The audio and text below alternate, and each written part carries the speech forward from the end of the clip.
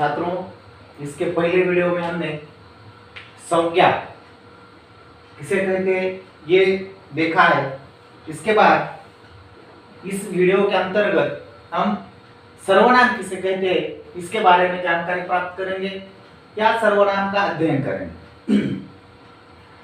अब जब कुछ वाक्य यहाँ पर लिखे हैं, सूरज मेरा मित्र है, सूरज हमारे पड़ोस में रहता है, सूरज के पिताजी अध्यापक है, सूरज क्रिकेट खेलता है, सूरज ने क्रिकेट में बहुत से पदक जीते। यहाँ पर आपको संज्ञा मालूम है, सूरज ये एक संज्ञा है, लेकिन हम जब ये गद्यांश पढ़ते हैं तब थोड़ा सा अजीब अटपटा लगता है, इसमें कोई सुंदरता नहीं, पढ़ने में कोई मजा नहीं आता है। तो इसे हम संज्ञा के बदले या संज्ञा की जगह किसी दूसरे शब्दों को रखेंगे तो उस शब्द को हम सर्वनाम कहते हैं। सबसे पहले सर्वनाम किसे कहते हैं इसकी परिभाषा हम समझ लेंगे। संज्ञा के बदले में प्रयुक्त होने वाले पूर्वापार संबंध के शब्द उन्हें हम सर्वनाम कहते हैं। या आसान सी भाषा में संज्ञा के बदले में प्रयुक्त होने वाले, संज्ञा के बदले में जिन शब्दों का प्रयोग किया जाता है उन शब्दों को सर्वनाम कहते हैं। अब हमको संज्ञाएं मालूम है, उस संज्ञा की जगह जो दूसरे शब्द आते हैं उसे हम सर्वनाम कहते हैं। उदाहरण के तौर पर हमने यहाँ पर एक गद्यांश लिखा है, इसमें जो सूरज है यह एक संज्ञा है, बार बार इस संज्ञा का उच्चारण किया गया है, बार बार यह संज्ञा दोहराई गई है, इसलिए इस पद्यांश में कुछ ऐसी सुंदरता, इसमें कुछ सौंदर्य या पढ़ने में ये थोड़ा सा अटपटा लगता है, अच्छा नहीं लगता। इसे हम दूसरे तरीके से भी लिख सकते हैं या उसे दूसरे तरीके से भी पढ़ सकते हैं। तो हम इसमें क्या परिवर्तन कर सकते हैं, इसमें क्या बदलाव हो सकता है जिससे वो सुंदर लगे, अटपटा न लगे, हमें पढ़ने में उसमें कोई रोचकता निर्माण हो, इसके लिए कुछ अलग से शब्दों का यहाँ पर प्रयोग किया जाता है। वो कौन से शब्द है फिर? सूरज मेरा मित्र है, उसका घर हमारे पड़ोस में है। अब इसकी जगह पर क्या होगा? या सूरज मेरा मित्र है, वह हमारे पड़ोस में रहता है। यहां पर सूरज की जगह उसके, यहां पर क्या आ गया? उसके पिताजी अध्यापक है, वह, यहां पर जो सूरज है वहां पर ये वह क्रिकेट खेलता है, और यहां पर जो सूरज है यहां पर उसने। अब देखे, पहले हमने क्या पढ़ा? सूरज मेरा मित्र है, सूरज हमारे पड़ोस में रहता है, सूरज के पिताजी अध्यापक है, सूरज क्रिकेट खेलता है, सूरज ने क्रिकेट में बहुत से पदक जीते। अब इसकी जगह ये जो संज्ञाएं हैं, इस संज्ञा की जगह सूरज मेरा मित्र है, वह, ये जो आ गया ये यहाँ पर सर्वनाम हो गया। वह हमारे पड़ोस में रहता है, उसके पिताजी अध्यापक है, वह क्रिकेट खेलता है, उसने क्रिकेट में बहुत से पदक जीते। यानी कि हर संज्ञा की जगह जो शब्द आता है, यहाँ सूरज की जगह उस आ गया, यहाँ सूरज की जगह ये वह आ गया, इस सूरज की जगह वह और इस सूरज की जगह उस, यानी कि ये जो आने वाले शब्द है इसे हम सर्वनाम कहते हैं। फिर से एक बार सुन लो, संज्ञा की जगह प्रयुक्त होने वाले शब्द उसे हम सर्वनाम कहते हैं।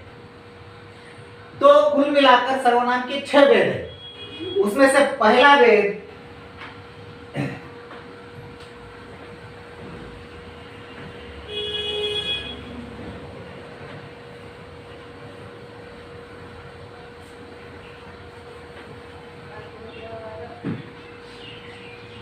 इसका पहला भेद है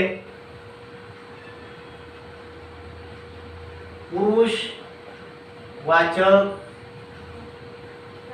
सर्वनाम। इसका पहला भेद है। अब पुरुषवाचक सर्वनाम किसे कहते हैं? सबसे पहले आपने सर्वनाम को समझ लिया, संज्ञा के बदले में प्रयुक्त होने वाले शब्दों को हम सर्वनाम कहते हैं। सर्वनाम के कुल मिलाकर 6 भेद है। 6 में से पहला भेद है पुरुषवाचक सर्वनाम। अब इस पुरुषवाचक सर्वनाम के 3 भेद है।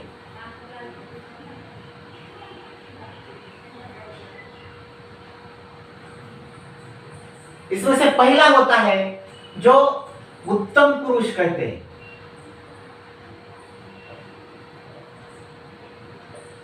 उत्तम पुरुष है। दूसरा है मध्यम पुरुष, और तीसरा है अन्य पुरुष।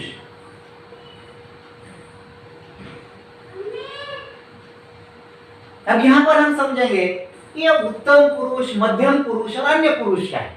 पुरुषवाचक में उसके 3 भेद होते हैं।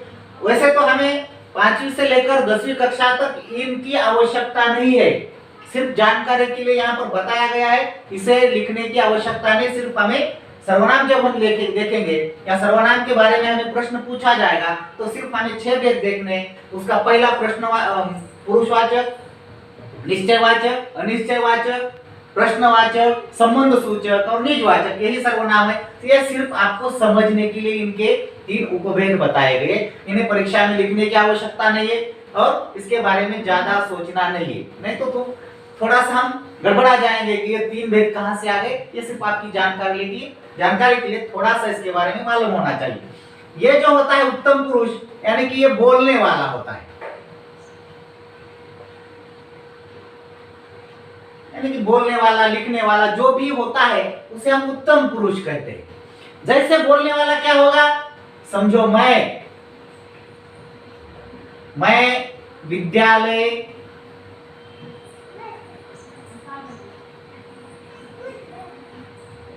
जाता हूं, यानी कि यहां पर जो मैं है ये कौन है, ये बोलने वाला, यानी कि पुरुषवाचक सर्वनाम। उत्तम पुरुषवाचक की आवश्यकता हमें नहीं समझने के लिए दिया, लेकिन पुरुषवाचक में समझो यहां पर जैसे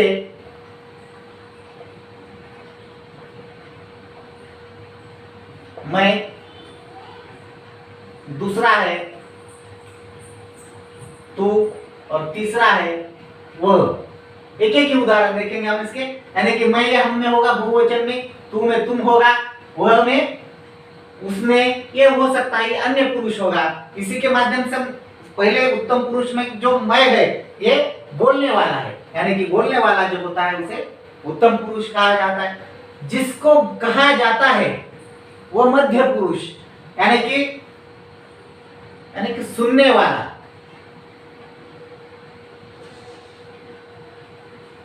यह है सुनने वाला। और जिसके बारे में कहा जाता है उसे हम अन्य पुरुष कहते हैं।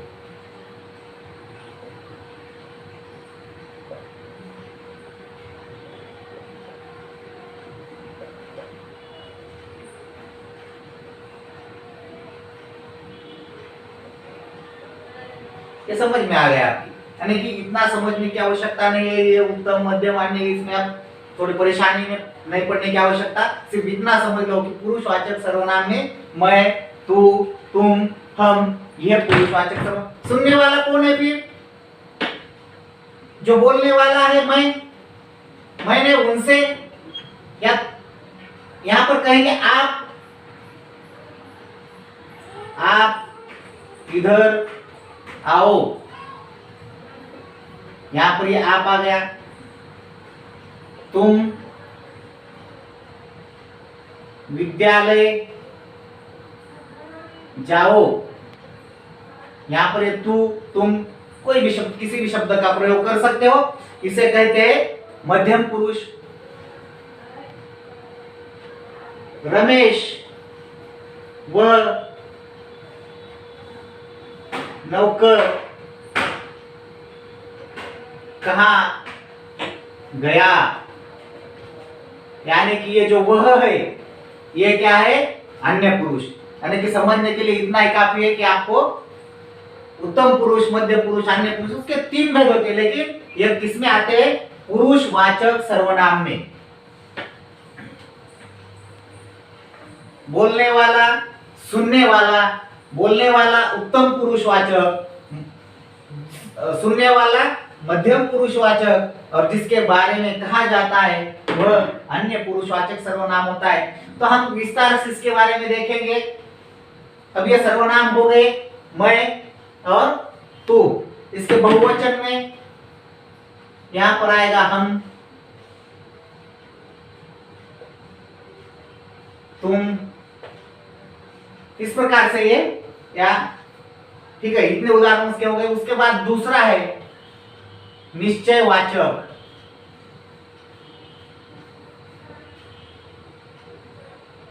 निश्चयवाचक सर्वनाम। अब निश्चयवाचक सर्वनाम किसे कहेंगे हम? जो शब्द किसी निश्चित वस्तु या पदार्थ का या व्यक्ति का बोध कराता है, ऐसे शब्दों को हम निश्चयवाचक सर्वनाम कहते हैं। समझ में आता है?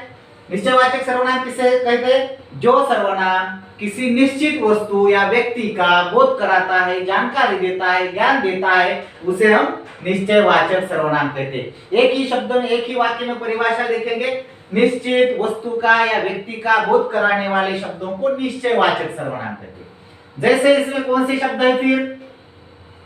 जैसे ये, यह, वे, वह, ये।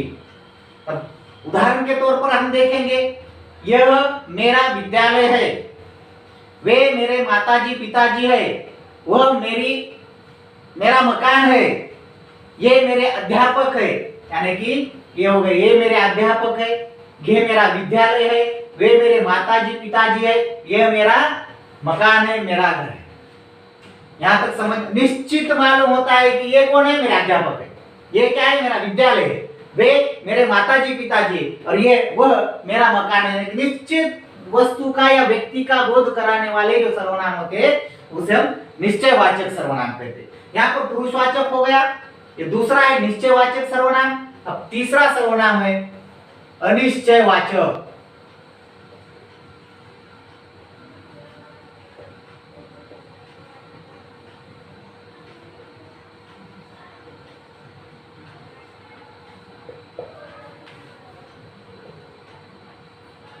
देखो, पुरुषवाचक आपकी समझ में आ गया, मैं तू बहुवचन में होगा, मैं तू हम तुम।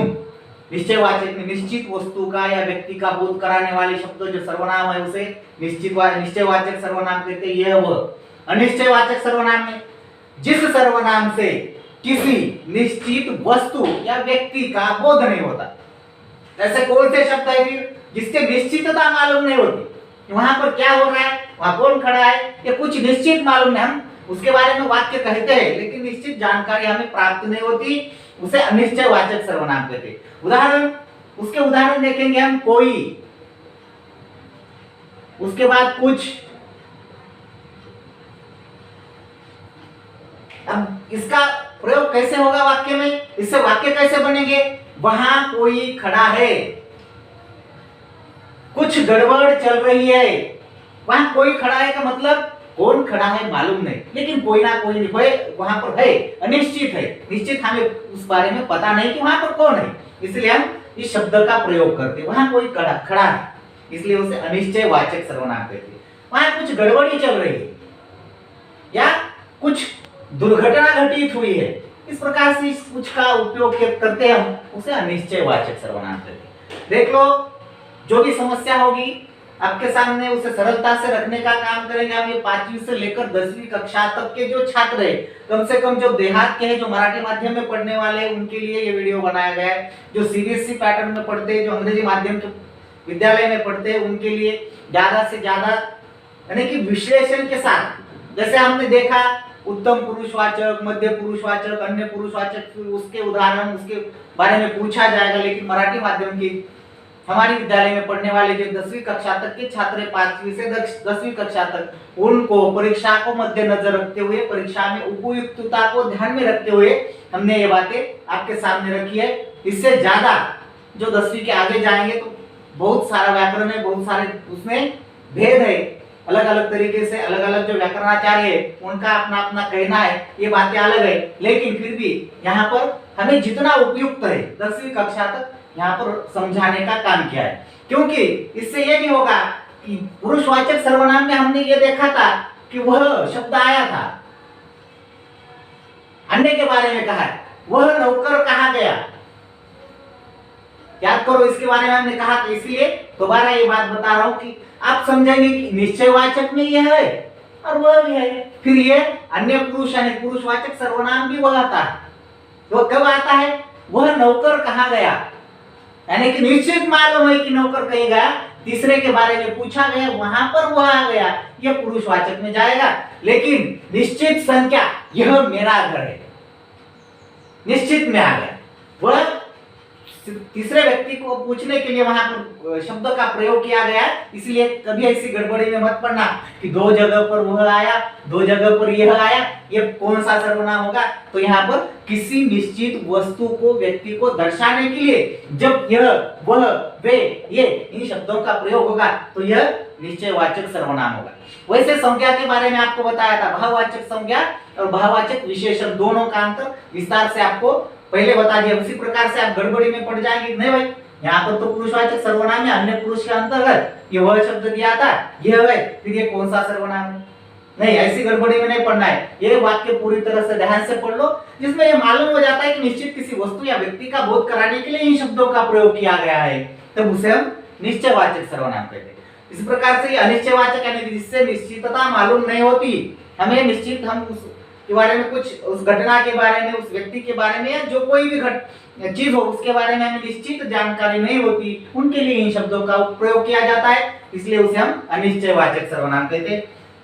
अब इसके बाद चौथा जो है संबंध सूचक सर्वनाम।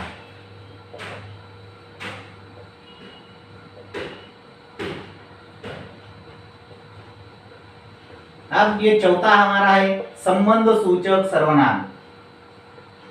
शब्द से ही आपकी समझ में आना चाहिए। पुरुष, पुरुष कहने के बाद ये भी नहीं होगा कि सिर्फ पुरुष हो, इसलिए नहीं, संपूर्ण मानव जाति के लिए ये पुरुष शब्द का प्रयोग किया गया। निश्चय यानी कि निश्चित मालूम, अनिश्चय बता नहीं सकते क्या है। यह संबंध यानी कि एक दूसरे का, एक दूसरे से कोई ना कोई संबंध होगा। अब किसका किसके साथ संबंध दर्शाने के लिए जिनका शब्द उपयोग किया जाता है उसे संबंध सूचक कहते हैं। तो एक सर्वनाम का दूसरे सर्वनाम के साथ संबंध जोड़ने वाले जो शब्द है उसे संबंध सूचक सर्वनाम कहते हैं। समझ में आता है? एक सर्वनाम का संबंध दूसरे सर्वनाम से जोड़ने वाले जो शब्द है उन्हें संबंध सूचक सर्वनाम कहते हैं। जैसे जो, सो,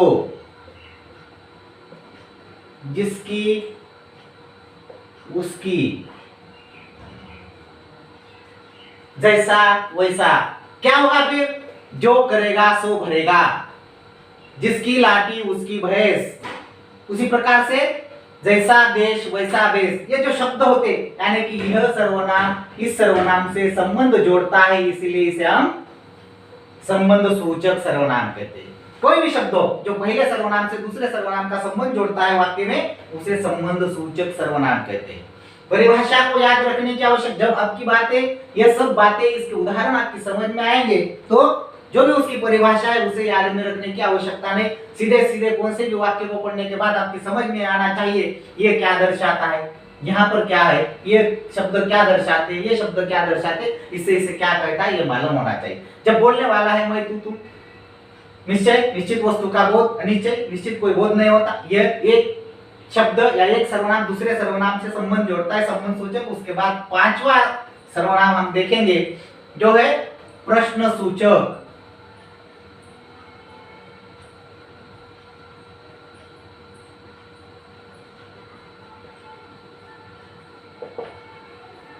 जैसे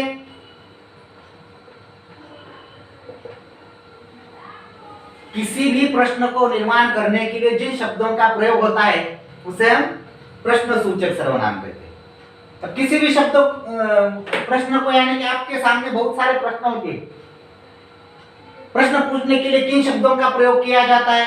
किसने, कब, क्यों, कैसे, कहां, क्यों, किस लिए। जैसे कहां, कौन, किसने, ऐसे आदि बहुत सारे उदाहरण। प्रश्न पूछने के लिए जिन शब्दों का प्रयोग किया जाता है उन्हें हम प्रश्नवाचक सर्वनाम कहते हैं। कब, कहां, किसने, कैसे, कब, किस लिए, क्यों, ये सारे शब्द यानी कि जिससे प्रश्न कौशल या प्रश्न निर्माण करने के लिए जिन शब्दों का प्रयोग किया जाता है उसे हम प्रश्न सूचक सर्वनाम कहते हैं। अब यहाँ तक के 5 सर्वनाम के भेद हो गए। अब अंतिम भेद छठा है निजवाचक सर्वनाम।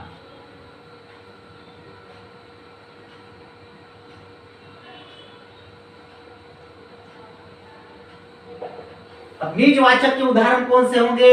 जैसे स्वयं, खुद, अपने, आप। निजवाचक, निज यानी कि खुद, व्यक्तिगत रूप से जो कार्य किया जाता है उसे निज कहते हैं। निजता यानी कि व्यक्तिगत रूप, व्यक्तिगतता। उसी प्रकार से इसे दर्शाने वाले शब्द मैं स्वयं अध्ययन करता हूं, मैं खुद अपना काम करता हूं, मैं अपने आप अपने विद्यालय चला गया। यानी किस प्रकार से अपने कार्य को अपनाने के लिए, दर्शाने के लिए जिन शब्दों का प्रयोग किया जाता है उसे हम निजवाचक सर्वनाम कहते हैं। यहाँ पर सर्वनाम के 6 भेद हैं, ये आपके सामने रखे थे। सबसे पहले सर्वनाम किसे कहते हैं? संज्ञा के बदले में आने वाले जो शब्द होते हैं उन्हें हम सर्वनाम कहते हैं। यहाँ उसी के साथ साथ दूसरी भी परिभाषा है, संज्ञा के बदले में पारंपरिक रूप से संबंध जोड़ने वाले या संज्ञा की संबंध जोड़ने के लिए आने वाले दूसरे शब्द। इतनी कठिनता में जाने की आवश्यकता नहीं, सिर्फ इतना ही देखेंगे। संज्ञा के बदले में प्रयुक्त होने वाले शब्दों को हम सर्वनाम कहते हैं। उसके मूलतः 6 भेद है। पहला है पुरुषवाचक सर्वनाम। पुरुषवाचक बोलने वाला, सुनने वाला, अन्य कोई व्यक्ति होगा, यानी कि उत्तम पुरुष, मध्य पुरुष, अन्य पुरुष, यानी कि पुरुषवाचक सर्वनाम के उदाहरण है मैं, तू, बहुवचन में हम, तुम। उसके बाद दूसरा है निश्चयवाचक सर्वनाम, यह, वह, ये, वे। निश्चित संज्ञा को बोध कराने वाले, निश्चित वस्तु का ज्ञान कराने वाले शब्द निश्चयवाचक सर्वनाम। अनिश्चयवाचक सर्वनाम उसे कहते हैं जिससे किसी निश्चित व्यक्ति या वस्तु का बोध नहीं होता, उसे अनिश्चयवाचक सर्वनाम कहते हैं। उसके बाद चौथा है संबंध सूचक सर्वनाम। यह सर्वनाम, एक सर्वनाम दूसरे सर्वनाम से संबंध जोड़ने का काम करता है, उसे हम संबंध सूचक सर्वनाम कहते हैं। प्रश्न सूचक सर्वनाम, जिन सर्वनामों का प्रयोग या उपयोग प्रश्न बनाने के लिए या प्रश्न कौशल के लिए होता है, ऐसे सब सर्वनाम को हम प्रश्न सूचक सर्वनाम कहते हैं। और अंतिम जो है निजवाचक सर्वनाम, इस सर्वनाम में खुद का कार्य बताने के लिए या स्वयं के लिए जिन शब्दों का प्रयोग किया जाता है, लिखा या बोलने के लिए, लिखने के लिए, उसे हम निजवाचक सर्वनाम कहते हैं। इसके उदाहरण स्वयं, खुद, अपने आप। इसी प्रकार से यहाँ पर सर्वनाम, ये जो विकारी शब्दों का भेद है, यहाँ पर समाप्त होता है। अंत में फिर एक बार आपको इस बात को याद रखना है कि पुरुषवाचक में भी वह और निश्चयवाचक में भी वह ये आ सकता है। जहाँ पर निश्चित वस्तु का बोध दर्शाने के लिए इन शब्दों का प्रयोग होगा, निश्चयवाचक होगा। और अगर कोई वह नौकर कहाँ गया ये मालूम करने के लिए यहाँ पर वह का शब्द यह हो गया, तो यह पुरुषवाचक सर्वनाम में होगा। इसी प्रकार से सर्वनाम, ये जो यहाँ का विषय है, यहाँ पर समाप्त होता है। जो भी कठिनाइयाँ हो, जो भी परेशानियाँ हो, ये आप पूछ सकते हो, जिसका समाधान करने की कोशिश हम यहाँ पर करने का प्रयास करेंगे।